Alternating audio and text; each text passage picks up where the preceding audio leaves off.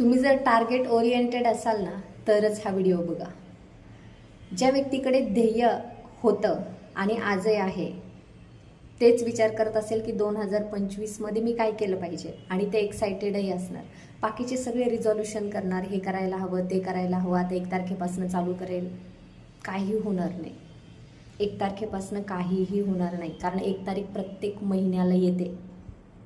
So जर तुम्हाला तुमच्या जीवनामध्ये खरंच काहीतरी करायचं असेल ना तर 2025मध्ये जाण्याच्या अगोदर वेळ आहे. आपण 2024मध्ये काय केले, 2024 मी कसं घालवलं याचा व्यवस्थित विचार करा आणि ज्या काही चुका झाल्या असेल त्या मनामध्ये ठेवा आणि त्या 2025मध्ये कोणत्याही परिस्थितीमध्ये रिपीट होणार नाही याची काळजी घेऊनच तुम्हाला तुमचं ध्येय ठरवायचं आहे आणि 2025मध्ये पदार्पण करायचं आहे. कमेंटमध्ये सांगा तुम्ही काय ठरवलं आहे